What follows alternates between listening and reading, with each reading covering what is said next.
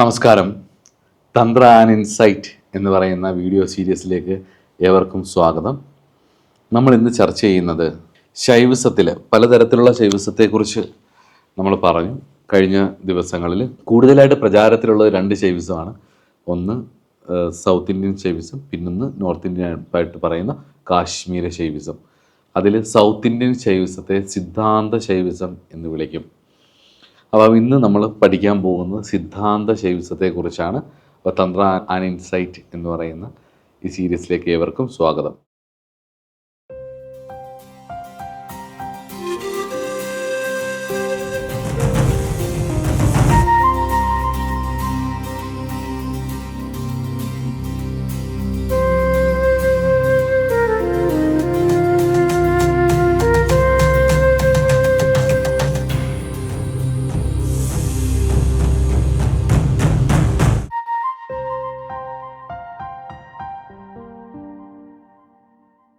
ശൈവ ആഗമമൂലമായി പറയുന്ന അതിവിശാലമായിട്ടുള്ള ശൈവ സമ്പ്രദായമാണല്ലോ ശൈവ സിദ്ധാന്തമാണ് സിദ്ധാന്ത ശൈവിസം എന്ന് പറയുന്നത്. ഭൈരവ ആഗമങ്ങൾ എന്ന് പറയുമ്പം പ്രധാനമായിട്ടും നമ്മൾ അദ്വൈത ഫിലോസഫിയെ ഓർക്കണം എന്ന് കഴിഞ്ഞ ക്ലാസ്സുകളിൽ ഞാൻ പറഞ്ഞിരുന്നു. അതുപോലെ തന്നെ രുദ്രാഗമങ്ങളെ പറയുന്ന സമയത്ത് അല്ലെങ്കിൽ രുദ്രാഗമങ്ങളെ കുറിച്ച് പറയുമ്പം ദ്വൈത അദ്വൈതവാദത്തെയും അതുപോലെ തന്നെ ശിവാഗമങ്ങൾ എന്ന് പറയുമ്പോൾ അല്ലെങ്കിൽ ശിവാഗമങ്ങളെക്കുറിച്ച് എവിടെയെങ്കിലും ഗ്രന്ഥത്തിൽ കാണുന്ന സമയത്ത് അതിനെ ദ്വൈത ശൈവിസം എന്നും ഓർക്കണം എന്ന് ഞാൻ കഴിഞ്ഞ ക്ലാസ്സുകളിൽ പറഞ്ഞു. അപ്പം ആ കഴിഞ്ഞ ക്ലാസ്സുകളിൽ പറഞ്ഞ പ്രത്യേകിച്ച് പാശുപത ശൈവിസത്തിൽ പറഞ്ഞ പാശം പശുപതി എന്നുള്ള ഇത് തന്നെയാണ് ബേസ്. പക്ഷേ അതിനോടൊപ്പം തന്നെ സിദ്ധാന്ത ശൈവിസത്തിൻ്റെ സാധനാ രീതി വളരെ വ്യത്യസ്തമാണ്. അത് നമുക്ക് നോക്കാം. മുകളിൽ പറഞ്ഞ രുദ്ര ശൈവ ആഗമങ്ങളുടെ വേർതിരിവുകൾ എപ്പോഴും ഓർത്തു പോകണം.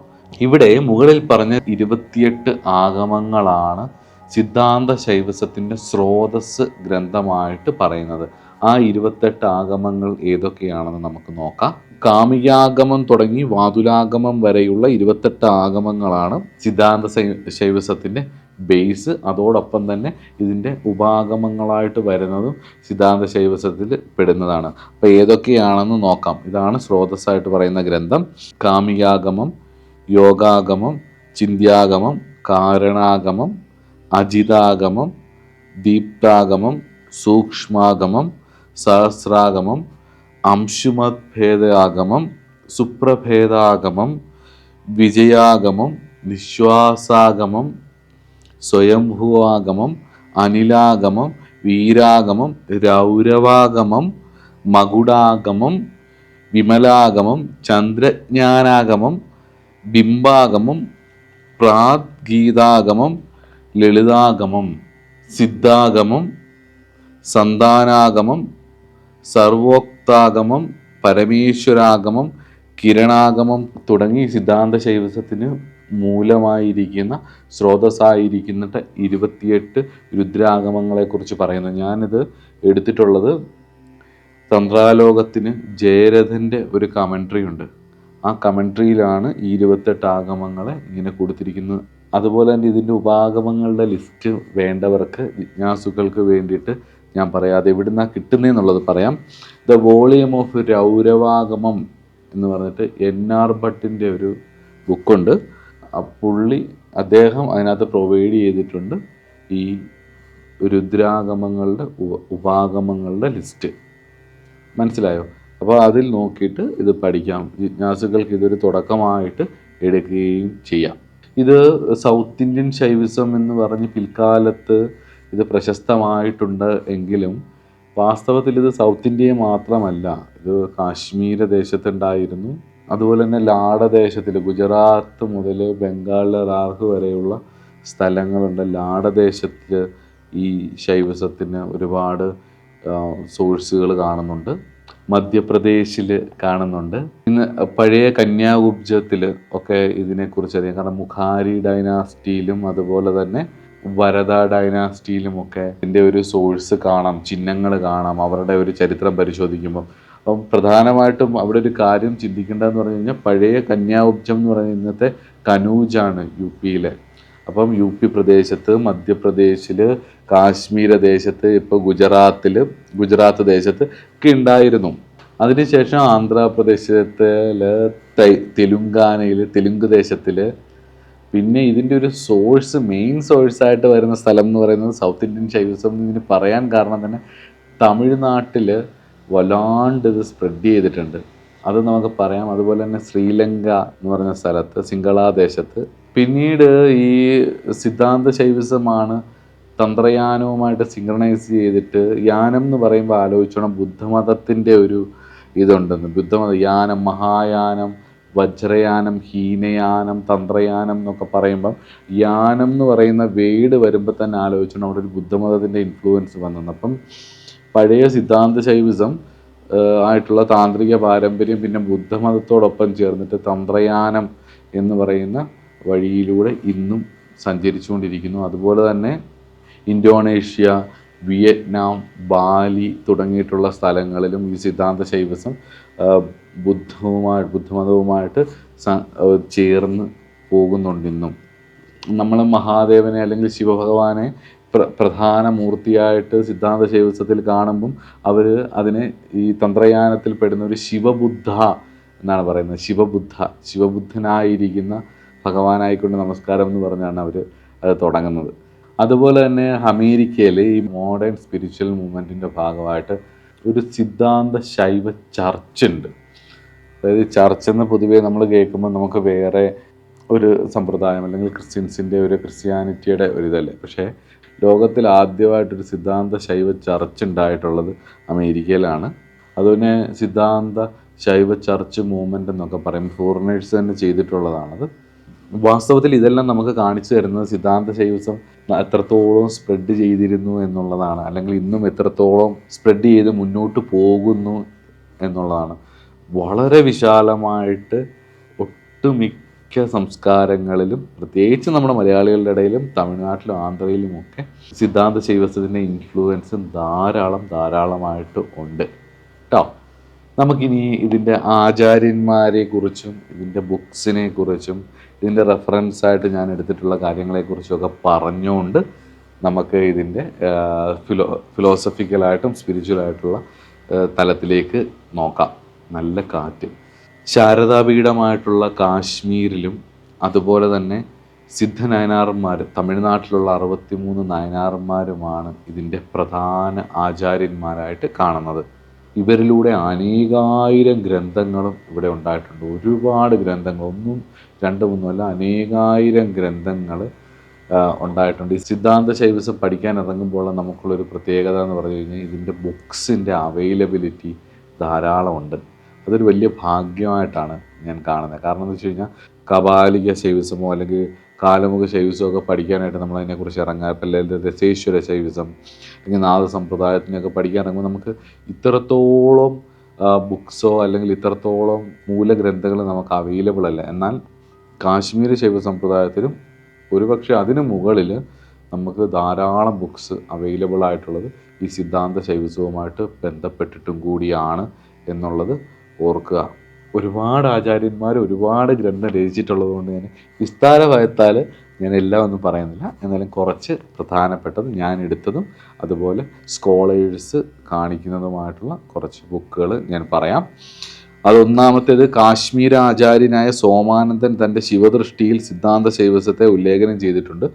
തുടർന്ന് ശ്രീകണ്ഠൻ, രാമകണ്ഠൻ, വിദ്യാകണ്ഠൻ, നാരായണഖണ്ഡൻ എന്നീ ആചാര്യന്മാർ ഈ ദർശനത്തിൽ ആചാര്യന്മാരായി കാശ്മീര ദേശത്തിൽ പറയുന്നു. അപ്പോൾ ഈ സോമാനന്ദൻ, കാശ്മീര ശൈവസ ആചാര്യനായിട്ടുള്ള സോമാനന്ദനെ കുറിച്ച് നമുക്ക് പറയണം. കാരണം എന്ന് വെച്ച് കഴിഞ്ഞാൽ നമ്മൾ ത്രികയെക്കുറിച്ച് പഠിക്കുമ്പോൾ സോമാനന്ദനെ കുറിച്ച് പറയാതിരിക്കാൻ പറ്റത്തില്ല. അപ്പോൾ നമുക്ക് ആ സമയത്ത് അദ്ദേഹത്തെക്കുറിച്ച് കൂടുതലായിട്ട് പറയാം. അപ്പോൾ സോമാനന്ദൻ്റെ ശിവദൃഷ്ടിയിൽ ഈ സിദ്ധാന്ത ശൈവസത്തെ അദ്ദേഹം കോട്ട് ചെയ്തിട്ടുണ്ട്. അതിനുശേഷമാണ് ഈ ആചാര്യന്മാർ കാശ്മീരി ശൈവസത്തിൽ നിന്ന് ധാരാളം ആൾക്കാർ അതിലേക്ക് ഇൻഫ്ലുവൻസ് ആയിട്ടുണ്ട്, അല്ലെങ്കിൽ അതിലേക്ക് സിദ്ധാന്ത ശൈവസത്തിലേക്ക് കോൺട്രിബ്യൂട്ട് ചെയ്തിട്ടുമുണ്ട്.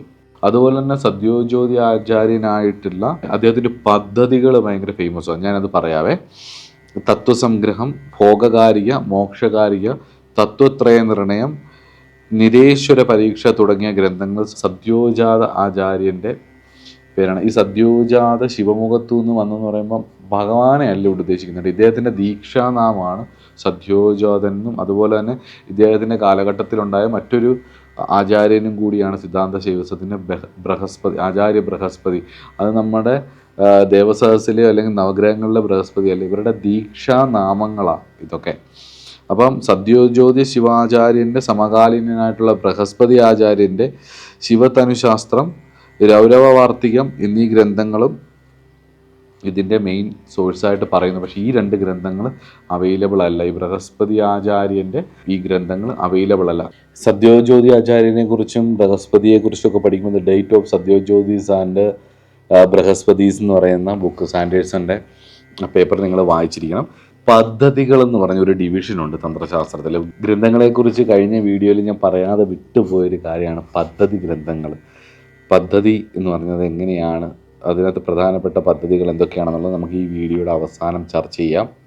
നമ്മൾ ഓരോ വീഡിയോസ് ചെയ്ത് കഴിയുമ്പോഴും കുറേ കാര്യങ്ങൾ നമ്മൾ മിസ്സായി പോകും. നമുക്ക് എല്ലാ കാര്യങ്ങളും ഒന്ന് ചേർത്ത് വാസ്തവത്തിൽ ഇതിനകത്ത് ഉൾക്കൊള്ളിക്കാൻ പറ്റത്തില്ല. ഞാനിതൊരു നിങ്ങൾക്കൊക്കെ ഒരു തുടക്കമായിട്ട് കാണട്ടെ എന്ന് വിചാരിച്ചിട്ടാണ് ഈ വീഡിയോസ് ചെയ്യുന്നത്. ഇതിൽ ഞാൻ പറയുന്ന കാര്യങ്ങളിലൂടെ നിങ്ങൾ പഠിക്കുകയും അന്വേഷിക്കുകയും ഒക്കെ ചെയ്ത് നിങ്ങൾക്ക് മുന്നോട്ട് പോകാൻ കഴിഞ്ഞാൽ നിങ്ങൾക്ക് ഞാൻ പറയാതെ വിട്ടുപോയതോ അല്ലെങ്കിൽ ഞാൻ കാണാത്തതോ ആയിട്ടുള്ള ഒരുപാട് വിഷയങ്ങൾ നിങ്ങൾക്ക് കിട്ടുകയും നല്ല സ്കോളേഴ്സ് ആവാനും അതുപോലെ തന്നെ നല്ല സാധകരാവാനും പറ്റും. തന്ത്രശാസ്ത്രം എന്ന് പറയുന്ന ശാസ്ത്രത്തിൻ്റെ ഒരു പ്രത്യേകത എന്ന് പറയുന്നത്, ഇപ്പം ഞാൻ ഈ ക്ലാസ്സുകൾ എടുക്കുന്നത് ആ ഋഷിമാർ പറഞ്ഞിട്ടുള്ള തന്ത്രശാസ്ത്രത്തിൻ്റെ ബേസിക് ലെവൽ വെച്ചിട്ടാണ്. തന്ത്രശാസ്ത്രത്തിൽ ഒരു സൈഡിൽ ശാസ്ത്രം നന്നായിട്ട് പഠിക്കണം, മറ്റൊരു സൈഡിൽ നന്നായിട്ട് സാധനയും ചെയ്യുകയും വേണം.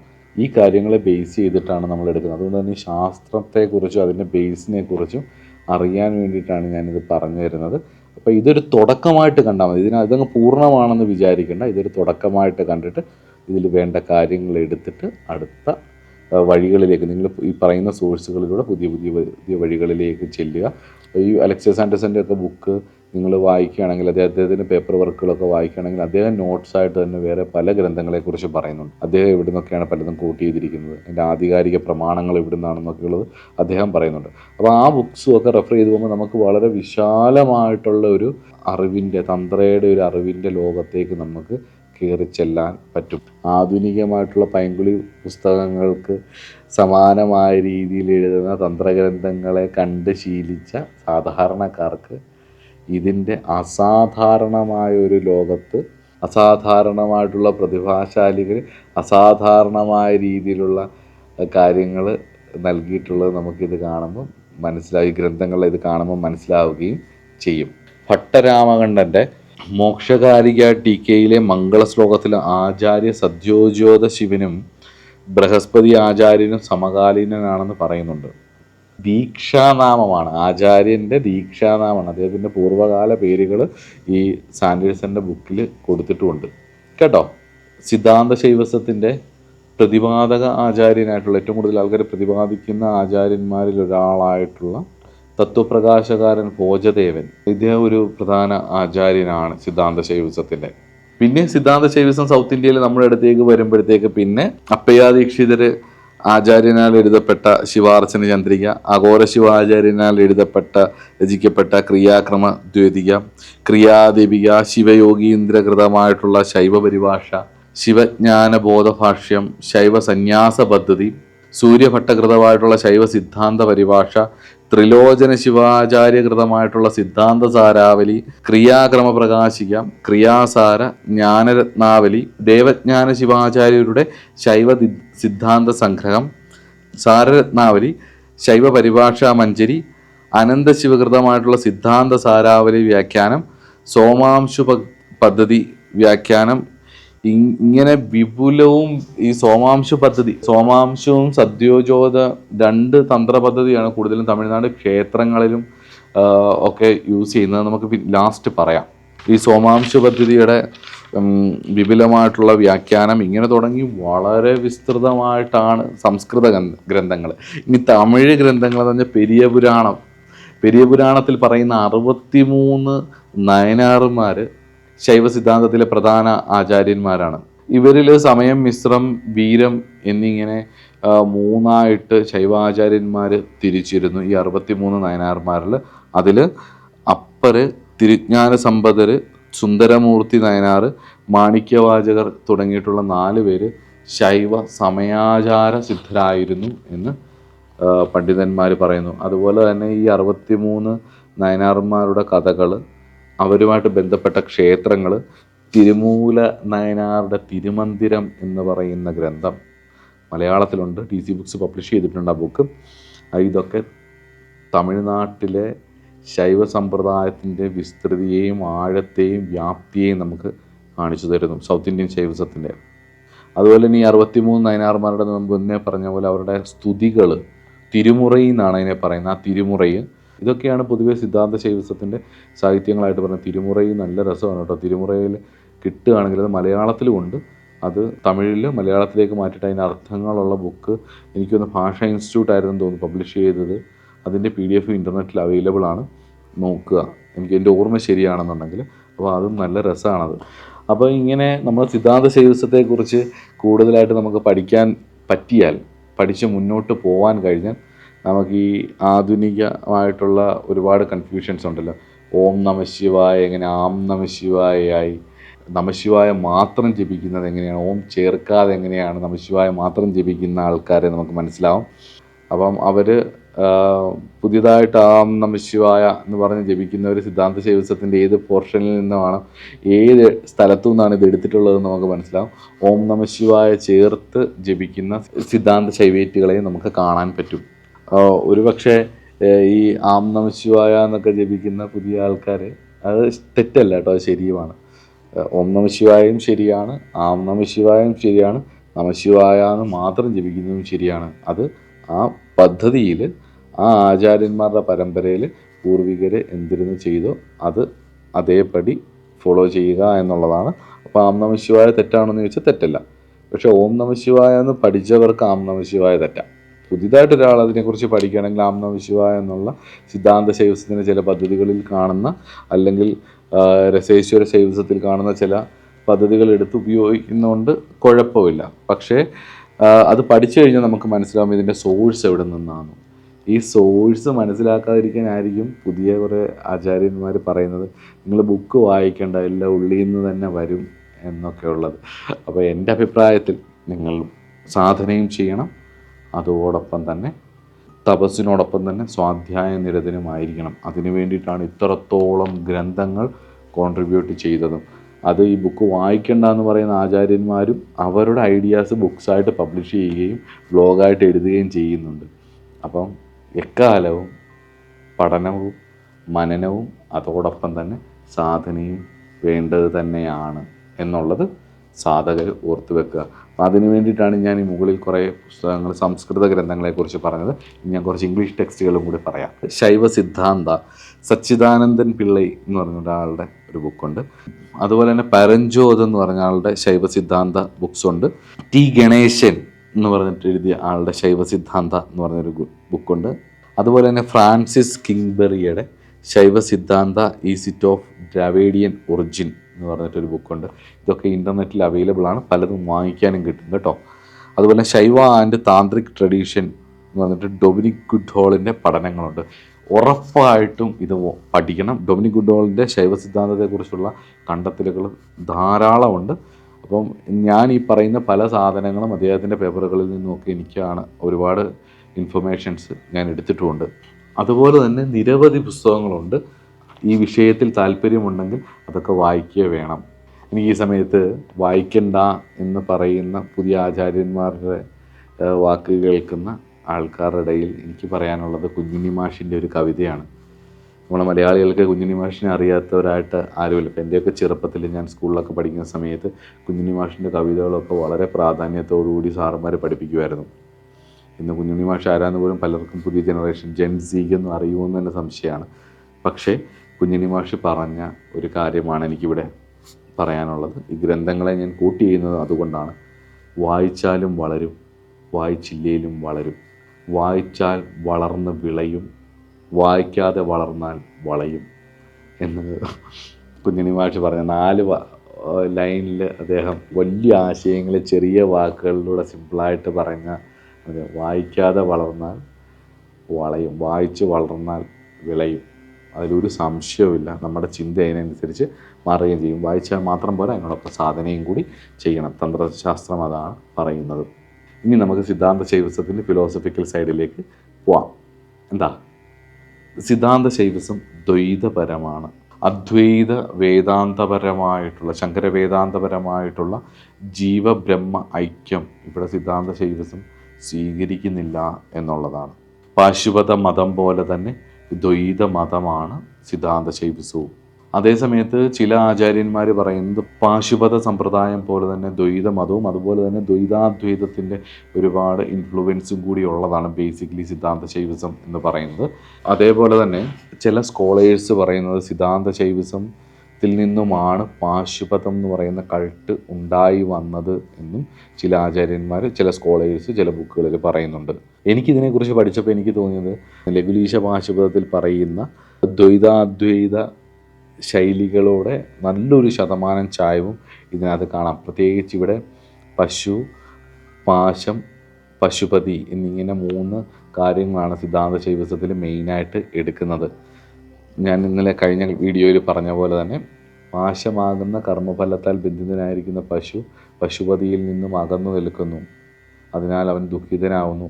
അതായിരുന്നു പാശുപത സിദ്ധാന്തത്തിൻ്റെ അടിസ്ഥാനം, ലഘുലീശ പാശുപതത്തിന്. അതുകൊണ്ട് ആ ദുഃഖഹന്താവസ്ഥയിലേക്ക്, ദുഃഖത്തിൻ്റെ അന്താവസ്ഥയിലേക്ക് പോകണം എന്നുള്ളതായിരുന്നു ലഘുലീശ പാശുപതത്തിൻ്റെ ബേസ്.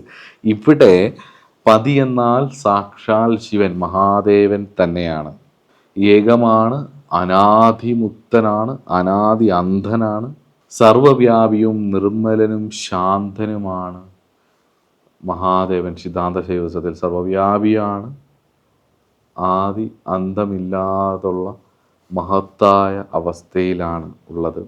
അനുഗ്രഹ സ്വരൂപനായിരിക്കുന്ന മഹാദേവൻ പശുവായിരിക്കുന്ന സാധകൻ്റെ സറണ്ടറിങ് കാരണം, സാധൻ്റെ തപസ്സും സ്വാധ്യായവും കൊണ്ട് ശുദ്ധനായി കഴിയുമ്പോൾ പൂർണ്ണനായിരിക്കുന്ന അൺമാനിഫെസ്റ്റഡ് കോൺഷ്യസ്നെസ് ആയിരിക്കുന്ന ഭഗവാൻ തിരോഭാവത്തിൽ നിന്നും അനുഗ്രഹ കലയിലേക്ക് ഇറങ്ങി വരും. പ്രത്യക്ഷ രൂപത്തിലേക്ക്, നാമരൂപത്തിലേക്ക് ഇറങ്ങി വരിക എന്നുള്ളതാണ് സിദ്ധാന്ത ശൈവസത്തിൽ പറയുന്ന കാര്യങ്ങൾ. ദ്വൈതപരമായതുകൊണ്ട് ഭഗവാൻ ഭക്തനിലേക്ക് ഇറങ്ങി വരിക എന്നുള്ളതാണ്. അതുകൊണ്ട് തന്നെ 36 തത്വങ്ങളെ സിദ്ധാന്ത ശൈവസം സ്വീകരിക്കുന്നുമുണ്ട്. ഇത് കാശ്മീര ശൈവ സമ്പ്രദായം പഠിക്കുന്ന സമയത്ത് നമുക്ക് ആ 36 തത്വങ്ങളെക്കുറിച്ച് പഠിക്കാം. ഇവിടെ പാശമാകുന്ന മഹാമായയും, അതായത് പുരുഷനായിരിക്കുന്ന പശുവും പതിയായിരിക്കുന്ന മഹാദേവനും, ഇവർ 3 പേരുമാണ് ഈ സിദ്ധാന്തത്തിൻ്റെ മെയിൻ. പലപ്പോഴും ഇതിൽ പറയുന്ന കഥകളെയൊക്കെ നമ്മൾ അദ്വൈത ഫിലോസഫിയായിട്ട്, ഇപ്പോൾ ത്രികയിൽ പറയുന്ന ശൈവ ഫിലോസഫിയായിട്ട് കൊണ്ടുവന്ന് കൂട്ടി കണക്ട് ചെയ്ത് കഴിഞ്ഞ് കഴിഞ്ഞാൽ നമുക്ക് കൺഫ്യൂഷനാവും. കാശ്മീര ശൈവ സമ്പ്രദായത്തിൽ മോക്ഷം എന്ന് പറയുന്നത് അൾട്ടിമേറ്റ് കോൺഷ്യസ്നെസ്, അതായത് അൺമാനിഫെസ്റ്റഡ് കോൺഷ്യസ്നെസ്സിലേക്കുള്ള മെർജിങ് ആണ്, അല്ലെങ്കിൽ ശിവസായുജ്യമാണ്, ശിവനായി തീരുക എന്നുള്ളതാണെങ്കിൽ, ശിവനിലേക്ക് ലയിക്കുക എന്നുള്ളതാണെന്നുണ്ടെങ്കിൽ സിദ്ധാന്ത ശൈവസത്തിൽ എന്ന് പറഞ്ഞു കഴിഞ്ഞാൽ ശിവസാമീപ്യമാണ്. ശിവൻ വന്ന് ഭഗവാൻ അനുഗ്രഹിച്ച് തന്നിലേക്ക് കൊണ്ടുപോകുന്ന ഒരവസ്ഥയാണ് ഇവിടെ. രണ്ടും 2 രീതിയാണ്. ഒന്ന് കുറച്ചുകൂടെ ഫിലോസഫിക്കൽ സ്റ്റൈലിലാണ് മുന്നോട്ട് പോകുന്നത്, നമ്മൾ കുറച്ചുകൂടെ അദ്വൈത ദർശനമാണ്. ഇവിടെ എന്ന് പറഞ്ഞു കഴിഞ്ഞാൽ പാശുപത ശൈവിസത്തിലെ പശു, പാശം, പതി എന്നുള്ള ബേസിലാണ് പോകുന്നത് എങ്കിലും ഇവിടെ കുറച്ചുകൂടെ ഭക്തിയുടെ തലത്തിന് കുറച്ചുകൂടെ പ്രാധാന്യം ഉണ്ട്. അവിടെ പാശുപത ശൈവസത്തിൽ പഞ്ചാർത്ഥങ്ങളെ പറയുമ്പം ഇവിടെ പറയുന്നത് ഭക്തിയുടെ പല അവസ്ഥകളെയാണ്. അല്ലെങ്കിൽ ഭഗവാന്റെ സിദ്ധാന്ത ശൈവസത്തിൻ്റെ പതിയായിരിക്കുന്ന മഹാദേവനിലേക്ക് പോവാൻ ഒരു ഭക്തൻ്റെ അവസ്ഥ, ഏതൊക്കെ അവസ്ഥയിൽ ഭഗവാനെ ആശ്രയിച്ചാൽ ഭഗവാൻ നമ്മളെ അടുത്തേക്ക് ഇറങ്ങി വന്ന് നമ്മളെ കൂട്ടിക്കൊണ്ടു പോകും എന്നുള്ളത് നമുക്ക് നോക്കാം. അതുകൊണ്ട് അത് മനസ്സിലാക്കിക്കൊണ്ട് വേണം ദ്വൈത സിദ്ധാന്തത്തിൻ്റെ കഥകൾ വായിക്കാൻ. ഉദാഹരണത്തിന് പെരിയ പുരാണം വായിച്ചാൽ മതി. 63 നയനാർമാരുടെ ശൈവ സിദ്ധന്മാരുടെ കഥകൾ നമുക്ക് മനസ്സിലാക്കാം. ആ അദ്വൈത തത്വത്തിൽ ഊന്നി നിന്നുകൊണ്ട്, അദ്വൈത സിദ്ധാന്തത്തിൽ ഊന്നി നിന്നുകൊണ്ട് ഈ കഥകൾ വായിക്കാൻ നിന്ന് കഴിഞ്ഞാൽ നമുക്ക് ഫുള്ള് കൺഫ്യൂഷനായിപ്പോവും. ഇതെങ്ങനെയാണ്, ഇതെന്താ, ഇത് മിത്താണോ അല്ല ഒറിജിനൽ ആണോ എന്നൊക്കെയുള്ള നമുക്ക് ഒരുപാട് സംശയം വരും. അപ്പോൾ എന്താ നമ്മൾ ചെയ്യേണ്ടത്? അപ്പം നമ്മൾ ഒരു വിഷയം, ഒരു കഥ അല്ലെങ്കിൽ ഒരു സബ്ജക്റ്റ്, ഇപ്പോൾ പുരാണം അല്ലെങ്കിൽ എന്താണെങ്കിലും ഏത് തലത്തിലാണ്, എന്ത് സിദ്ധാന്തത്തെ ആസ്പദമാക്കിയിട്ടാണത് രചിച്ചിരിക്കുന്നതെന്ന് നോക്കി മനസ്സിലാക്കി വേണം അതിനോട് സമീപിക്കുക. അങ്ങനെ സമീപിച്ചില്ലെങ്കിൽ എന്താ നമുക്കുണ്ടാവുന്ന പ്രശ്നം? നമുക്ക് സംശയങ്ങളുണ്ടാവും. ഭഗവാൻ ഇറങ്ങി വരുമോ, പ്രത്യക്ഷപ്പെടുവോ, പെടത്തില്ലയോ എന്നൊക്കെയുള്ള സംശയം വരും. ഭഗവാന് പ്രത്യക്ഷപ്പെടാനും പറ്റും, പ്രത്യക്ഷപ്പെടാതിരിക്കാനും പറ്റും. ഈശ്വരൻ സർവ്വഭൂതാനാം എന്നല്ലേ പറഞ്ഞേ, ഈശാവാസ്യം ഇതം സർവം എന്നല്ലേ പറയുന്നത്. അപ്പം ഭഗവാൻ അൺമാനിഫെസ്റ്റഡ് കോൺഷ്യസ്നെസ്സുമാണ്. അറ്റ് ദ സെയിം ടൈം ഈ പറയുന്ന ഇതിലെല്ലാം ഈശ്വരനുണ്ട്. അപ്പോൾ ഈശ്വരന് ഈ കല്ലും മണ്ണുമാവാം, ഈ വിഗ്രഹങ്ങളുമാവാം, എന്നുള്ളിലുമാവാം, നിന്നുള്ളിലുമാവാം, സർവ്വതിലുമാവാം. ഭഗവാൻ ഏത് രൂപം എടുത്തും വരാം. അങ്ങനെ രൂപം എടുത്ത് വരാൻ പറ്റത്തില്ല, അതൊക്കെ ഡിഗിൻ സ്റ്റൈൽ വെറും കഥകളാണെന്ന് അദ്വൈത സിദ്ധാന്തം വെച്ചോ അല്ലെങ്കിൽ വേറെ ഇത് അങ്ങനെ ചിന്തിക്കുകയാണെങ്കിൽ, അത് മിത്തുകളാണെന്ന് ചിന്തിക്കുകയാണെങ്കിൽ അറിവില്ലായ്മയാണ്. കാരണം ഈശ്വരന് ലിമിറ്റേഷൻ നമ്മൾ ചാർത്തി കൊടുക്കുകയാണ്. ഈശ്വരൻ എന്തും ആവാം എന്നുള്ളത് കൊണ്ടല്ലേ. പല്ലിയുമാവാം, പൂച്ചയുമാവാം, പട്ടിയുമാവാം, മനുഷ്യനാവാം, ഏത് രൂപവും ഈശ്വരന് പ്രാപിക്കാം എന്നുള്ളിടത്തല്ലേ കാലദേശങ്ങൾക്ക് അതീതമായിട്ടുള്ളൊരു ആ ബോധത്തെ നമുക്ക് കാണാൻ പറ്റും. അപ്പോൾ നമുക്ക് കൺഫ്യൂഷൻ ഉണ്ടാവാതിരിക്കാൻ വേണ്ടിയിട്ട് അദ്വൈത തലത്തിലുള്ള വിഷയങ്ങൾക്ക് അദ്വൈത തലത്തിലുള്ള ഗ്രന്ഥങ്ങളും അതിൻ്റെ അറിവുകളും അതിൻ്റെ ഉപാസനാ ബന്ധാവുകളെക്കുറിച്ച് മനസ്സിലാക്കിയിട്ട് ആ വിഷയം പഠിക്കുമ്പോൾ നമുക്ക് കൺഫ്യൂഷൻ ഉണ്ടാവില്ല.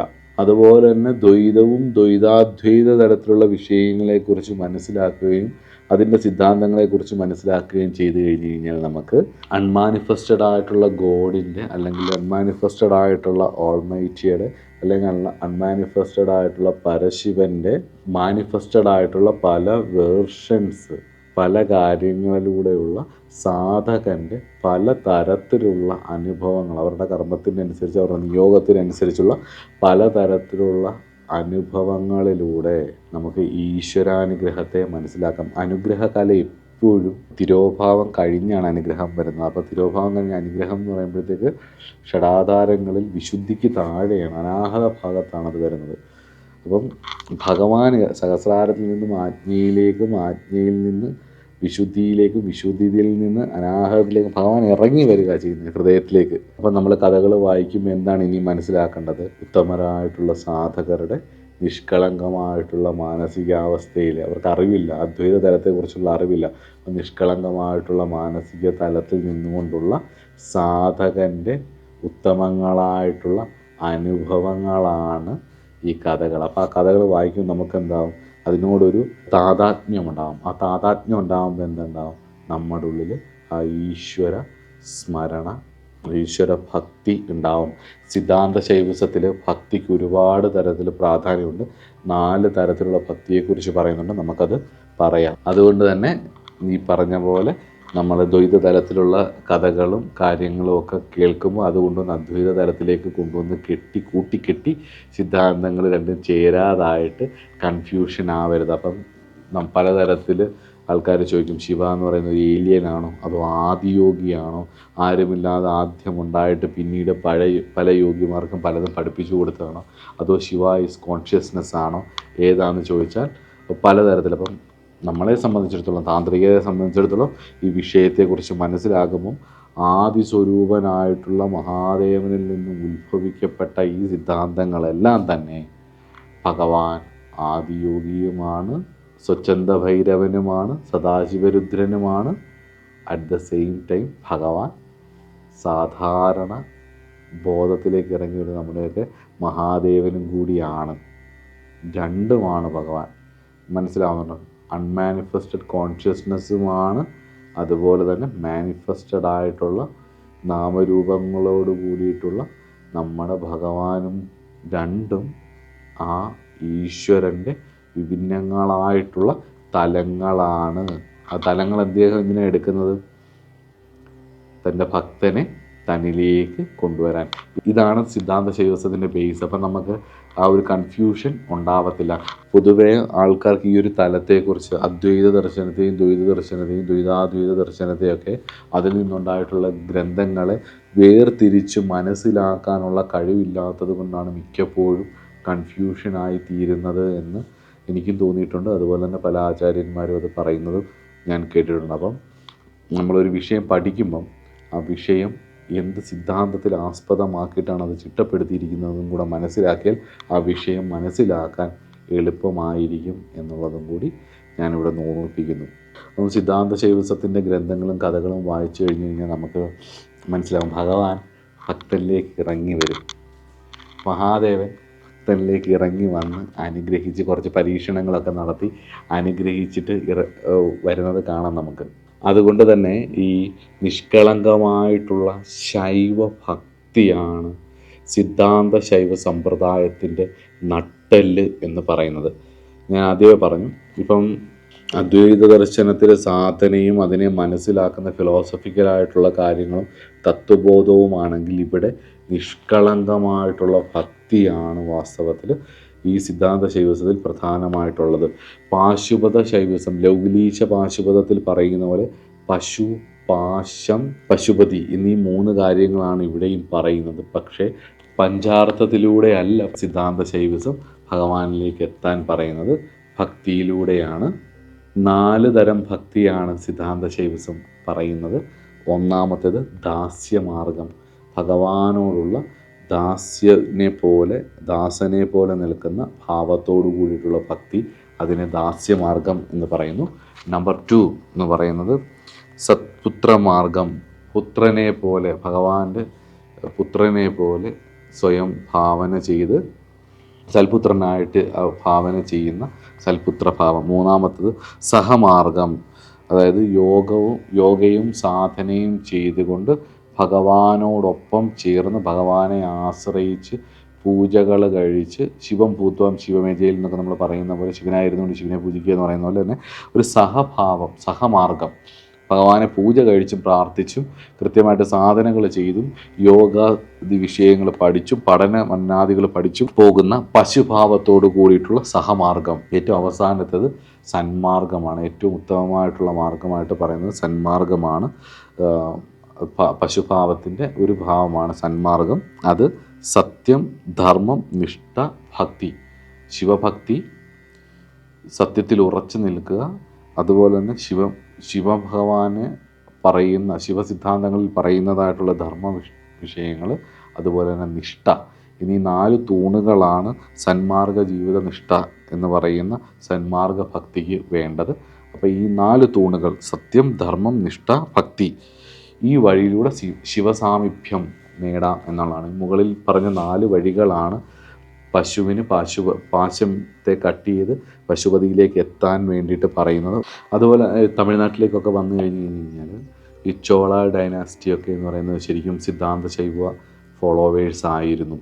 ചോളന്മാരുടെ കോൺട്രിബ്യൂഷൻസ്, പ്രത്യേകിച്ച് ആർക്കിടെക്ചറിൽ, ടെമ്പിൾ ആർക്കിടെക്ചറിലൊക്കെ അവരുടെ ഒരു കോൺട്രിബ്യൂഷൻ എന്ന് പറയുന്നത് നമുക്ക് പറയാൻ പറ്റില്ല. അപ്പോൾ അത്രയും കോൺട്രിബ്യൂഷൻസ് അവർ കൊടുത്തിട്ടുണ്ട്.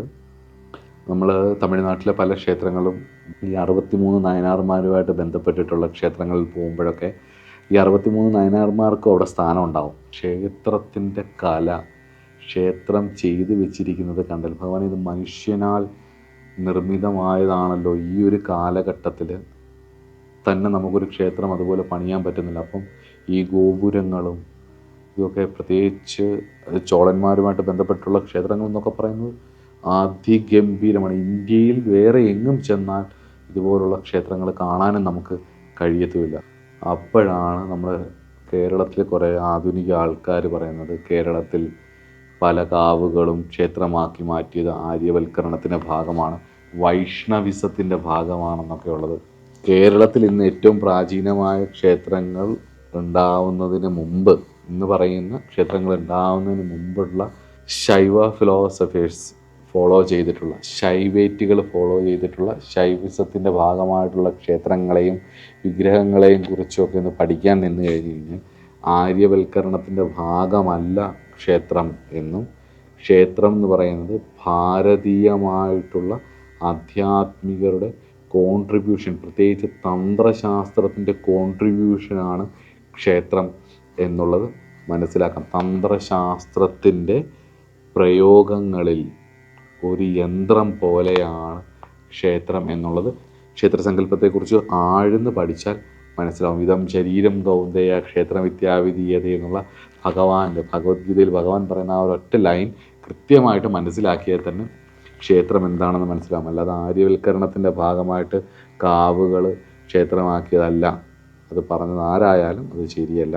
അപ്പോൾ അത് ദ്രവേഡിയൻ ദേശമാണെന്നൊക്കെയുള്ള 63 നായനാർമാരുമായിട്ടുള്ള കഥകളും അതുപോലെ തന്നെ ഓൾഡ് ദ്രാവിഡ ദേശം ഏതാണെന്നും അത് എത്ര മുതൽ എത്ര വരെയാണുള്ളതെന്നും പിന്നീട് ഇവിടുത്തെ വളർച്ചയും ഇവിടുത്തെ ഫോക്ലോറുകളുമായിട്ട് തന്ത്രം ബന്ധപ്പെട്ട് വളർന്നിട്ടുള്ളതും ഒക്കെ ഒന്ന് പഠിച്ചാൽ കുറച്ചുകൂടെ ക്ലാരിറ്റി ആ വിഷയത്തിൽ കിട്ടുകയും ചെയ്യും. സിദ്ധാന്ത ശൈവസവുമായിട്ട് ബന്ധപ്പെട്ടിട്ട് അനവധി ഉപഭാഗങ്ങളുണ്ട് കേട്ടോ. വാസ്തവത്തിൽ ഞാൻ വിസ്താര ഭയത്താൽ അങ്ങ് വീടുവായി. ഇപ്പം തന്നെ ഈ വിഷയം എത്ര മിനിറ്റായെന്ന് എനിക്കറിയില്ല. അപ്പം ഇനിയും ഇതിൻ്റെ ഉപഭാഗങ്ങളെക്കുറിച്ച് ധാരാളം പറയാനുണ്ട്. പക്ഷേ വിസ്താര ഭയത്താൽ വിടുകയാണ്. നിങ്ങൾക്ക് ജിജ്ഞാസ ഉണ്ടെങ്കിൽ, ഇത് അറിയാൻ ആഗ്രഹമുണ്ടെങ്കിൽ, നിങ്ങളുടെ ഉള്ളിൽ ആ ഒരു ക്വസ്റ്റ്യൻ ഉണ്ടെങ്കിൽ, ആ ഒരു ചോദന ഉണ്ടെങ്കിൽ, ഞാൻ മുന്നേ പറഞ്ഞ ബുക്സുകളൊക്കെ വായിച്ചു തുടങ്ങുന്ന സമയത്ത് നിങ്ങൾക്ക് മുന്നോട്ട് പോകാൻ പറ്റും. നിങ്ങൾക്ക് കുറേ തെളിച്ചങ്ങളും കുറേ വഴികളുമൊക്കെ തെളിഞ്ഞു വരികയും ചെയ്യും. സിദ്ധാന്ത ശൈവസം ചില ആൾക്കാർ പറയുന്നത് ഇതിൻ്റെ ഒറിജിൻ എന്ന് പറയുന്നത് കാശ്മീര ദേശത്തു നിന്നുമാണ്, പിന്നീട് അത് ഇന്ത്യയുടെ പല ഭാഗത്തുമായിട്ട് എത്തിയതാണെന്നും. എന്നാൽ ചില ആൾക്കാർ പറയുന്നത് ഇതിൻ്റെ ഒറിജിൻ എന്ന് പറയുന്നത് സൗത്ത് ഇന്ത്യൻ ഭാഗത്തു നിന്നുമാണെന്ന്. കാരണം വെച്ച് കഴിഞ്ഞാൽ സൗത്ത് ഇന്ത്യൻ തന്ത്രങ്ങളിൽ കാണുന്ന ചതുർപാദം എന്ന് പറയുന്ന ഒരു ആചരണ രീതി പൊതുവെ ഈ സിദ്ധാന്ത ശൈവ ഗ്രന്ഥങ്ങളിൽ കാണും. ചതുർപാദ കണ്ടന്റ് ക്ലാസിഫിക്കേഷനാണ്. ഒന്ന് ജ്ഞാനം അല്ലെങ്കിൽ വിദ്യ എന്ന് പറയും, ഫിലോസഫി. രണ്ടാമത്തെ ക്രിയ, റിച്വൽസ്, ടെമ്പിൾസ് ഒക്കെ ആയിട്ട് ബന്ധപ്പെട്ടിട്ടോ അല്ലെങ്കിൽ നമ്മുടെ വീട്ടിലെ തേവാരവും പൂജയൊക്കെ ആയിട്ട് ബന്ധപ്പെട്ടിട്ടുള്ള കാര്യങ്ങൾ, ടെമ്പിൾ. മൂന്നാമത്തെ practice of breath control and exercise plus ധ്യാനം കൂടിയുള്ള യോഗ. അപ്പോൾ ഈ വിദ്യ, ക്രിയ, യോഗ. നാലാമത്തേത് ചര്യ, ഡെയിലി റൊട്ടീനാണ്.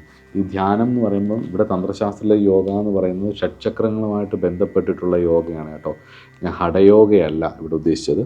അപ്പം നിത്യ നൈമിത്തിക കാമ്യ കർമ്മങ്ങൾക്കായിക്കൊണ്ട് ഈ 4 ക്ലാസിഫിക്കേഷനിലൂടെയാണ് സൗത്ത് ഇന്ത്യൻ തന്ത്രഗ്രന്ഥങ്ങൾ എക്സ്പ്ലോർ ചെയ്യുന്നത്, അല്ലെങ്കിൽ അതിൻ്റെ ഒരു വിസ്താരം വരുന്നത്.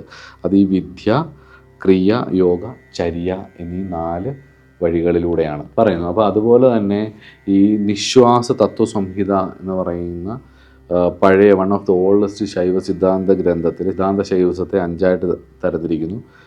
നിശ്വാസമുഖ, നിശ്വാസമൂല, നിശ്വാസ സ്തോത്ര, നിശ്വാസ ന്യായ, നിശ്വാസഗുഹ്യ. ഈ 5ഉം കൂടാതെ മുന്നേ പറഞ്ഞ വിദ്യ, ക്രിയ, യോഗ, ചര്യ എന്ന 4 ചതുർപാദങ്ങളോട് കൂടിയിട്ടുള്ള വിഷയങ്ങളുമായിട്ട് ബന്ധപ്പെട്ടിട്ടുള്ളൊരു ക്ലാസിഫിക്കേഷനും, ഇത് കൂടാതെ ചില സിദ്ധാന്ത ശൈവസുമായിട്ട് ബന്ധപ്പെട്ടിട്ടുള്ള ആഗമങ്ങളെക്കുറിച്ചും പറയുന്നുണ്ട്. കിരണാഗമം, സുപ്രഭേദ ആഗമം, മാതംഗ പരമേശ്വര, അതുപോലെ സ്വയംഭൂ ആഗമം. ഇങ്ങനെ നീളുന്നു സിദ്ധാന്ത ശൈവസത്തിൻ്റെ ബുക്സുകളും അതിൻ്റെ ആഴത്തിലുള്ള കാര്യങ്ങളുമൊക്കെ. ഈ പറഞ്ഞ യോഗയുമായിട്ടൊക്കെ ബന്ധപ്പെട്ടും അതുപോലെ തന്നെ സാധനയുമായിട്ടൊക്കെ ബന്ധപ്പെട്ടും സിദ്ധാന്ത ശൈവസത്തെ വേറൊരു തലത്തിൽ നിങ്ങൾക്ക് ചിന്തിക്കണം എന്നുണ്ടെങ്കിൽ ഹെലൻ ബ്രൂണറിൻ്റെ the place of yoga in Shaivism എന്ന് പറഞ്ഞൊരു ബുക്കുണ്ട്. ഈ ബുക്കൊന്ന് മേടിച്ച് ഒന്ന് റെഫർ ചെയ്യുന്നതായിരിക്കും. ഇപ്പോൾ അതിനകത്തൊക്കെ ഈ ശൈവസത്തിലെ യോഗ സമ്പ്രദായങ്ങളെക്കുറിച്ചും ധ്യാനത്തെക്കുറിച്ചും ഒക്കെ മെഡിറ്റേഷനെ കുറിച്ചൊക്കെ വളരെ വിശദമായിട്ടും പല തരത്തിലുള്ള കാര്യങ്ങളെക്കുറിച്ചും നമുക്ക് മനസ്സിലാക്കാൻ പറ്റും.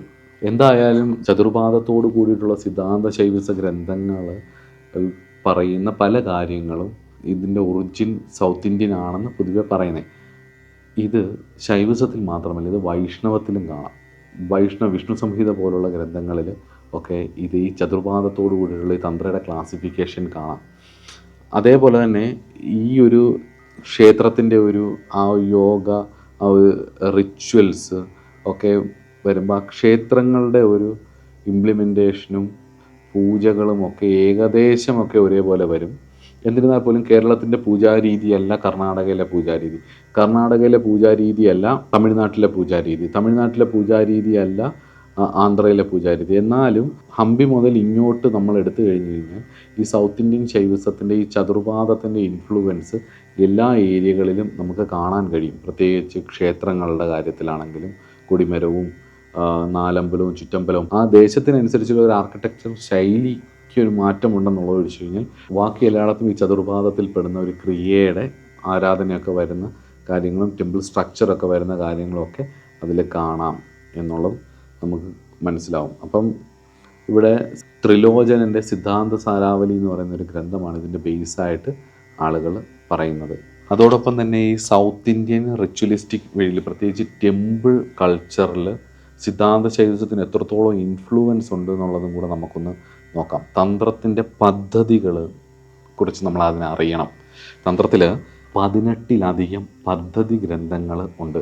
ഏത് സിദ്ധാന്തം നമുക്ക് കിട്ടിയാലും നമ്മൾ ഈ പദ്ധതി ഗ്രന്ഥങ്ങൾ എന്ന് പറഞ്ഞു കഴിഞ്ഞാൽ ഇതിൻ്റെ ഒരു പ്രാക്ടിക്കൽ വേർഷനാണ്. നമുക്കിപ്പം കാശ്മീർ ശൈവസത്തിൽ നിന്നുള്ള ഉപാസനാ പദ്ധതി കിട്ടിയാലും, നമുക്ക് കേരള തന്ത്രത്തിൽ നിന്നുള്ള ഉപാസനാ പദ്ധതി കിട്ടിയാലും, അതുപോലെ തന്നെ എവിടെ നിന്നായാലും അതിൻ്റെ ഉപാസനാ പദ്ധതി നമുക്ക് കിട്ടിയാലും അതിനെ, അല്ലെങ്കിൽ നമുക്കതിൻ്റെ ഒരു കോറ് കിട്ടിയാൽ അതിന് ഏത് പദ്ധതിയുടെ രീതിക്ക് അനുസരിച്ച് ഇതിനെ പ്രയോഗിക്കാം എന്നുള്ളതാണ് പദ്ധതി ഗ്രന്ഥത്തിൽ മെയിൻ. ഇപ്പോൾ ഉദാഹരണത്തിന് കാശ്മീരി ശൈവസത്തിൽ നിന്ന് കിട്ടുന്ന ഒരു മന്ത്രസമ്പ്രദായത്തെ ഈ 18ഓളം പദ്ധതികളിലും നമുക്കതിനെ ആചരിക്കാൻ പറ്റും. ആചരണ രീതികളാണ് പദ്ധതികളെന്ന് പറയുന്നത്. അപ്പം എങ്ങനെയാണ് കേരളവും തമിഴ്നാടും ഒക്കെ ഒരു ഏകദേശം ടെമ്പിൾ കൾച്ചറിലൊക്കെ ഈ ഒരു ചതുർപാദം വരികയും എന്നാൽ ആചരണ രീതിയിൽ കുറച്ച് മാറ്റം വരികയും ചെയ്തത് എന്താണെന്ന് നമുക്കിപ്പോൾ പഠിക്കാം. പദ്ധതി തന്ത്രഗ്രന്ഥങ്ങൾ പറയുന്നത് ഉഗ്രജ്യോതി, സദ്യോജ്യോതി, രമാകണ്ഠ, വൈദ്യനാഥ നാരായണ, വിഭൂതികണ്ഠ, ശ്രീകണ്ഠ, നീലകണ്ഠ, സോമാംശു, ഈശാനശംഭു, ഹൃദയശംഭു, വിരിഞ്ചി, വൈരാഗ്യശിവ, ജ്ഞാനശംഭു, ത്രിലോചന, വരുണശിവ, ഈശാനശിവ, അഘോരശിവ തുടങ്ങിയിട്ട് 18ഉം അതിനധികമായിട്ടുള്ള പദ്ധതി ഗ്രന്ഥങ്ങൾ ഉണ്ട്. ഈ പദ്ധതി ഗ്രന്ഥങ്ങളെ ബേസ് ചെയ്തിട്ടാണ് പല ദേശത്തെയും പൂജാപദ്ധതി തന്ത്രം സെറ്റ് ചെയ്തിരിക്കുന്നത്.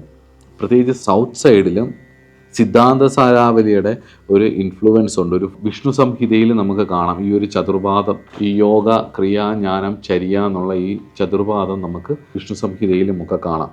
അപ്പോൾ കേരളത്തിലെ പൂജാപദ്ധതി ചിട്ടപ്പെടുത്തിയിരിക്കുന്നത് ഈ 18 പദ്ധതികളിലും ഈശാന ശിവ ഗുരുദേവ പദ്ധതിയും അതിനെ ആസ്പദമാക്കിയിട്ടുള്ള പ്രപഞ്ചസാരം സാരസംഗ്രഹമല്ല, പ്രപഞ്ചസാരം എന്ന തന്ത്രഗ്രന്ഥവും അതോടൊപ്പം തന്നെ വിഷ്ണു സംഹിതയിൽ നിന്നും ചീന്തിയെടുത്തതെന്ന് വേണേൽ പറയാം. ചീന്തിയെടുത്ത തന്ത്രസമുച്ചയത്തിൻ്റെയും കൂടെ ആകത്തുകയാണ്. ഈ വിഷ്ണു സംഹിതയിൽ പറയുന്ന ജ്ഞാനം, ക്രിയ, യോഗം, ചര്യ എന്ന് പറയുന്ന 4 അവസ്ഥയിൽ നിന്നും വെറുതെ ജ്ഞാനവും യോഗയും എടുത്തു മാറ്റിയിട്ട് ക്രിയയും ചര്യയും മാത്രമാക്കിയിട്ട് ടെമ്പിൾ വർഷിപ്പിന് വേണ്ടി മാത്രം ക്രിയേറ്റ് ചെയ്തൊരു ബുക്കാണ്, അല്ലെങ്കിൽ അതിൻ്റെ ഒരു മാനുവലായിട്ടാണ് തന്ത്രസമുച്ചയത്തെ കാണുന്നത്. ഇന്ന് പൊതുവെ എല്ലാവരും ഏറ്റവും കൂടുതൽ ആൾക്കാർ യൂസ് ചെയ്യുന്ന ബുക്ക് അതാണ്.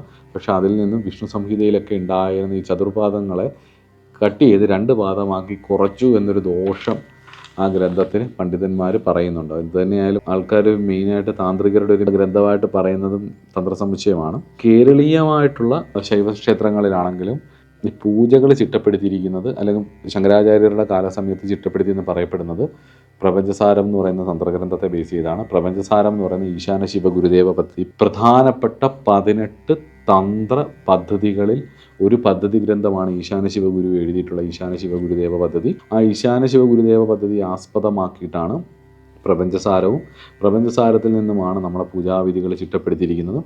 അതേപോലെ തന്നെ തന്ത്രസമുച്ചയം വന്നിരിക്കുന്നതും ഈ ചതുർപാദത്തോട് കൂടിയിട്ടുള്ള വൈഷ്ണവ ഗ്രന്ഥമായിട്ടുള്ള വിഷ്ണു സംഹിതയും കൂടെ ബേസ് ചെയ്താണ്. ഈ രണ്ടിൻ്റെയും കൂടെ ഒരു ഔട്ട്പുട്ട് നമുക്ക് കേരളീയമായിട്ടുള്ള ക്ഷേത്രതന്ത്ര ക്രിയാപദ്ധതിയിൽ കാണാം. എന്നാൽ ഈ ചതുർപാദം തമിഴ്നാട്ടിലും ക്ഷേത്രങ്ങളിൽ കാണാം, ആ ചര്യ ക്രിയയൊക്കെ കാണാം. പക്ഷെ അവിടുത്തെ പൂജാവിധികൾ മാറിപ്പോയത്, കേരളീയമായിട്ടുള്ള പൂജാവിധികളല്ല അവിടെ ചെയ്യുന്നത്. എന്തുകൊണ്ടാണെന്ന് ചോദിച്ചാൽ അവിടെ കൂടുതലും ഈ പ്രത്യേകിച്ച് ശൈവക്കാട്ടിൽ സോമാംശു പദ്ധതിയും അതുപോലെ തന്നെ സദ്യോജ്യോതി ശിവ പദ്ധതിയുമാണ് കൂടുതലായിട്ടും ചതുർപാദത്തിലേക്ക്, അവരുടെ പൂജാപദ്ധതിയിലേക്ക് അതാണ് ഇൻഫ്ലുവൻസ് ആയിട്ടുള്ളത്. അപ്പോൾ നമ്മൾ ഇങ്ങനെ പറഞ്ഞു പോയി കഴിഞ്ഞാൽ നമുക്ക് ഒരുപാട് കാര്യങ്ങൾ പറയാനുണ്ടാവും. അപ്പോൾ നമുക്ക് ക്ഷേത്രതന്ത്രത്തെക്കുറിച്ചും കേരളീയ ക്ഷേത്രതന്ത്ര ലിറ്ററേച്ചറിനെ കുറിച്ചും നമുക്ക് ഇതിന് ശേഷം നമുക്ക് സംസാരിക്കാം. വൈഷ്ണവും അതുപോലെ ഗാണപത്യവും ഒക്കെ കഴിഞ്ഞ ശേഷം നമുക്ക് അതിനെക്കുറിച്ച് സംസാരിക്കുന്ന സമയത്ത് നമുക്ക് ഈ വിഷയം കുറച്ച് വിശദമായിട്ട് വിഷ്ണു സംഹിതയിലെ ഗ്രന്ഥങ്ങളും ഓരോ അധ്യായവും പറയുന്ന കാര്യങ്ങളും ഒക്കെ നമുക്ക് നോക്കാം. അവിടെ നിന്ന് ഏതൊക്കെ അധ്യായമാണ് തന്ത്രസമുച്ചയം എടുത്തതെന്നുള്ളതും എങ്ങനെയാണ് ഇൻസ്പയർ ചെയ്തിരിക്കുന്നതെന്നും ഒക്കെയുള്ളത് നമുക്ക് ആ സമയത്ത് നോക്കാം. അപ്പോൾ നമ്മൾ ഇനിയും വീണ്ടും ഓരോന്ന് പറഞ്ഞ് നമ്മൾ കാട് കയറി വേറെ വഴിക്ക് പോകും. നമുക്ക് തിരിച്ച് ശൈവസത്തിലേക്ക് വരാം. അപ്പോൾ സിദ്ധാന്ത ശൈവസത്തെക്കുറിച്ച് ഏകദേശം കുറച്ച് കാര്യങ്ങൾ ഞാൻ പറഞ്ഞു എന്നാണ് എൻ്റെ വിശ്വാസം. അതിൻ്റെ ഫിലോസഫി പറഞ്ഞു, കുറേ ഗ്രന്ഥങ്ങളെക്കുറിച്ച് പറഞ്ഞു, അതിവിടെയൊക്കെ സ്പ്രെഡായിട്ടുണ്ടെന്നുള്ളത് പറഞ്ഞു, അതിൻ്റെ ഒരു ആചരണ രീതികളെക്കുറിച്ച് ഞാൻ പറഞ്ഞു. അപ്പം ഏകദേശം ഒരു തുടക്കം എന്നുള്ള രീതിയിൽ ഇത്രയൊക്കെ മതിയാവും. കുറച്ച് ബുക്സ് ഞാൻ റെഫർ ചെയ്തിട്ടുണ്ട്, അത് വായിക്കാം. അപ്പം കൂടുതലും ഭക്തിക്ക് പ്രാധാന്യം കൊടുക്കുന്ന ഒരു സിദ്ധാന്തമാണ് സിദ്ധാന്ത ശൈവസം. ഭഗവാനെ അച്ഛനായും മഹാദേവൻ്റെ അടുത്ത് നമ്മൾ ദാസ്യനായി നിൽക്കുന്നതും ദാസനെ പോലെ നിൽക്കുന്നതും, അതുപോലെ തന്നെ ഭഗവാന്റെ പുത്രനായിട്ട് ഭഗവാനെ അച്ഛനായി കണ്ടുകൊണ്ട് പിതാവായി കണ്ടുകൊണ്ട് ആരാധിക്കുന്നതും, അതുപോലെ തന്നെ ഭഗവാനെ സമമായിട്ട് കണ്ട് ഈശ്വരനെ ആരാധിക്കുന്ന സമന്മാർക്ക് മാത്രമുള്ള ആരാധനയുള്ളത്. അപ്പം സമനായിട്ട് കണ്ടുകൊണ്ട് ആരാധിക്കുന്നത്, അതുപോലെ തന്നെ ഭഗവാൻ പറയുന്ന ചര്യയോട് കൂടിയിട്ട് ധർമ്മനിഷ്ഠയോട് കൂടിയിട്ട് ചതുർഭാഗത്തോട് കൂടിയിട്ടുള്ള ചര്യയോട് കൂടിയിട്ടുള്ള സന്മാർഗനിഷ്ഠ ഓട് കൂടിയിട്ടുള്ള ഭക്തിയും, അതിലെ സത്യം ധർമ്മം നിഷ്ഠ ഡിവോഷൻ ഭക്തിയോട് കൂടിയിട്ടുള്ള ഭഗവാൻ മഹാദേവനെ ആശ്രയിക്കുന്നതും സിദ്ധാന്ത ശൈവസത്തിൻ്റെ ഒരു സുഖമാണ്. കാരണം ഈ കാശ്മീരി ശൈവസം പോലുള്ള ഗ്രന്ഥങ്ങൾ വായിക്കുമ്പോൾ നമുക്ക് അതിന് വേറൊരു മൂടാണ്, അത് വേറൊരു രീതി. പ്രത്യേകിച്ച് അദ്വൈത ഫിലോസഫിയാണ്, ശിവാദ്വൈതവാദമൊക്കെയാണ് നമ്മളവിടെ പഠിക്കുന്നത്, ശിവശാസനയൊക്കെയാണ് പഠിക്കുന്നത്. അപ്പോൾ അവിടെ കുറച്ചുകൂടി നമ്മൾ ഫിലോസഫിക്കലായിട്ട് നമ്മൾ കുറച്ച് യുക്തിയും സിദ്ധാന്തം പഠിക്കുന്നതിൻ്റെ ഒരു സ്റ്റൈലുണ്ടത്. ഇവിടെ അത്രയും നമുക്കങ്ങനെ ഭയക്കേണ്ട കാര്യമില്ല. ഇവിടെ കുറച്ചുകൂടെ സിമ്പിളാണ്. ഇവിടെ ഈ പറഞ്ഞ പോലെ നിഷ്കളങ്കതയും ഭക്തിയും ശരണാഗതിയുമാണ് ഏറ്റവും കൂടുതൽ വേണ്ടത്. അപ്പം പശുവായിരിക്കുന്ന നമ്മൾ ഓരോരുത്തരുടെയും പാശം മുറിക്കാൻ വേണ്ടി ഭഗവാൻ നമ്മളിലേക്ക് ഇറങ്ങി വരും എന്നുള്ളതാണ് സിദ്ധാന്ത ശൈവസത്തിൻ്റെ ബേസ്. അപ്പം നമ്മൾ ഇനി പഠിക്കാൻ പോകുന്നത് വളരെ കുറച്ച് കാര്യങ്ങൾ മാത്രം അറിയാവുന്ന 2 കൾട്ടുകളാണ്. കാലമുഖ ശൈവസവും അതുപോലെ തന്നെ കാപാലിക ശൈവസവും. വളരെ പഴക്കം ചെന്ന 2 ശൈവ സമ്പ്രദായങ്ങളാണിത്. ശരിക്കും പറഞ്ഞാൽ ഇതിൻ്റെ ഒരു ബേസ് തന്നെ മൺമറഞ്ഞു പോയെന്ന് പറയാം. അതിലുള്ള പല കാര്യങ്ങളും മറ്റു പല ശൈവ സമ്പ്രദായങ്ങളിലേക്ക് മിക്സ് ആയിട്ടുണ്ട്. ഈ കാലമുഖ ശൈവസത്തിൻ്റെയും കാപാലിക ശൈവസത്തിൻ്റെയും ഒക്കെ പല ഇൻഫ്ലുവൻസും ഈ സിദ്ധാന്ത ശൈവസത്തിൽ, മോഡേൺ സിദ്ധാന്ത ശൈവസത്തിലുണ്ട്. അതുപോലെ തന്നെ മറ്റ് നാദസമ്പ്രദായങ്ങളിലും പല സമ്പ്രദായങ്ങളിലും അത് കാണാം. അതോടൊപ്പം തന്നെ സൗത്ത് ഇന്ത്യൻ ഫോക്കുകളിൽ പ്രത്യേകിച്ച് ഈ കാലമുഖ ശൈവസത്തിൻ്റെ ഇൻഫ്ലുവൻസസ് തെയ്യത്തിലും, അതുപോലെ ഈ നമ്മുടെ കന്താര സിനിമയിലൊക്കെ പറയുന്ന പോലത്തെ പഞ്ചുരുളി പോലുള്ള തെയ്യത്തിലും, അങ്ങനെയുള്ള വിഷയങ്ങളിൽ, അങ്ങനെയുള്ള ഫോക്ലോറുകളിൽ ഇവരുടെ അഗ്നി കൂട്ടിയിട്ടുള്ള ഇതും ഒക്കെയുള്ള ശരിക്കും വളരെ ഗൂഢമായിട്ടുള്ള താന്ത്രിക കൾട്ടാണ് ശരിക്കും കാപാലിക ശൈവസവും അതുപോലെ തന്നെ കാലമുഖ ശൈവസവും. അപ്പോൾ ഇവരുടെ ഒരു ഇൻഫ്ലുവൻസും ഇവരെക്കുറിച്ചും ഇവരുടെ ഒരു സിദ്ധാന്ത രീതികളെക്കുറിച്ചും ഇവരുടെ ഇൻഫ്ലുവൻസ് എത്രത്തോളം നമ്മുടെ ഇന്നത്തെ മോഡേണായിട്ടുള്ള ശൈവ കൾട്ടിൽ വന്നിട്ടുണ്ടെന്നും, അതൊന്നും ദ്രാവിഡാചാരം എന്നൊന്നും പറയേണ്ട, പണ്ടത്തെ പൂർവാചാരമാണ്. അതിവിടെ നിന്ന് ദ്രാവിഡനെന്നും ആര്യനെന്നും ഒന്നും തരംതിരിക്കേണ്ട. എല്ലാവർക്കും ഭഗവാനെ ആരാധിക്കാനുള്ള അർഹതയുണ്ട്, യോഗ്യതയുണ്ട്. അതിനുവേണ്ടി ആയിരക്കണക്കിന് സമ്പ്രദായങ്ങൾ ഋഷിമാർ തന്നെ പറഞ്ഞും വെച്ചിട്ടുണ്ട്. നിങ്ങൾക്ക് ഏതാണോ സ്വീകരിക്കാൻ പറ്റുന്നത് സ്വീകരിച്ച് ഭഗവാനെ ആരാധിക്കാം. തൻ്റേതാണ് ശരി, ബാക്കിയുള്ളത് തെറ്റാണെന്നുള്ള അഭിപ്രായവും പറയുന്നത് ശരിക്കും ബാലിശമാണ്, അത് അറിവില്ലായ്മയുമാണ്. അതുകൊണ്ട് തന്നെയാണ് നമ്മൾ ഈ വിഷയം പഠിക്കുന്നത്. അപ്പം ദ്രാവിഡാചാരമാണെന്ന് മാത്രം പറഞ്ഞു തള്ളുന്ന നമ്മുടെ നാട്ടിലെ ഫോക്ലോറുകൾ, തെയ്യം, കളമെഴുത്ത്, മുഖത്തെഴുത്ത്, അതേപോലെ തന്നെ തമിഴ്നാട്ടിലും ആന്ധ്രയിലുമൊക്കെയുള്ള ചില ആരാധനാ രീതികളും ഈ കാപാലിക കാലമുഖ ശൈവസത്തിൻ്റെ ഇൻഫ്ലുവൻസ് അതിൽ നമുക്ക് കാണാം. അപ്പോൾ നമ്മുടെ അടുത്ത ക്ലാസ്സിൽ കാപാലിക ശൈവസത്തെക്കുറിച്ചും കാലമുഖ ശൈവസത്തെക്കുറിച്ചും പഠിക്കാം. നമസ്കാരം.